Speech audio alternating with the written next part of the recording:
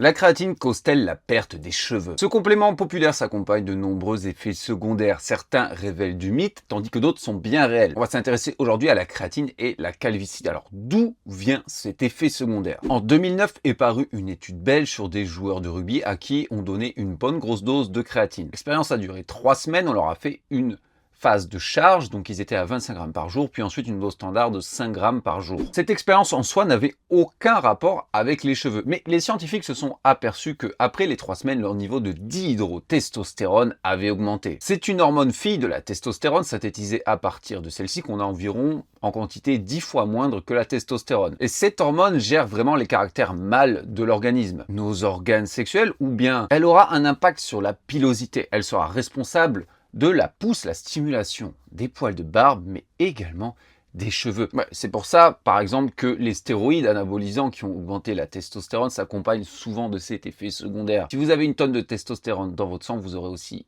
une tonne de dihydrotestostérone, ce qui va accélérer la perte des cheveux malheureusement. Du coup, par extrapolation, les scientifiques et à peu près tout le monde s'est dit que la créatine allait causer une perte des cheveux. Et jusqu'à présent, on n'avait aucune étude qui enquêtait sur le sujet. Et il y en a une toute récente qui a été faite justement pour déterminer ce qu'il en est, qu'elle vient juste de sortir, et dans celle-ci, on a pris une quarantaine d'hommes expérimentés qui ont l'habitude de la musculation. On les a mis dans 2 groupes au hasard, un à qui on donnait 5 grammes de créatine par jour pendant 3 mois, et l'autre un placebo. D'ailleurs, tout est fait de façon anonyme, même les scientifiques ne savaient pas à la base qui était dans quel groupe, etc. Ils ont mesuré au long de ces 3 mois certaines hormones comme la testostérone et la dihydrotestostérone, mais d'autres fonctions secondaires comme la créatinine, et se sont particulièrement intéressés à la question des cheveux. Donc ils ont pris tout un tas de mesures les concernant. Leur épaisseur, la densité, la répartition des follicules pileux, etc. etc. Et après 3 mois, ils se sont aperçus qu'il n'y avait aucune différence entre les 2 groupes sur aucun marqueur que ce soit. Ils ont juste vu dans les 2 groupes une légère diminution de testostérone sur les 3 mois, mais bon,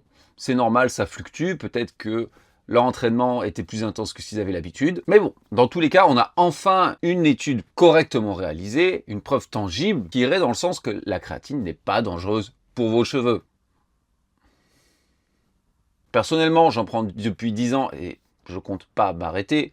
De toute façon, sinon, si je voulais vraiment à tout prix sauver mes cheveux, j'imagine que je devrais arrêter le poulet et toutes les choses qui contiennent de la créatine en elles-mêmes. Ou bien je devrais dire à mon corps d'arrêter d'en produire. J'ai connu une personne qui m'avait dit que ça lui avait fait perdre des cheveux. Et de l'autre côté, j'ai une étude qui affirme que non. Pour le moment, je préfère suivre la science en espérant qu'il y ait d'autres études qui soient faites sur le même sujet, peut-être avec des femmes.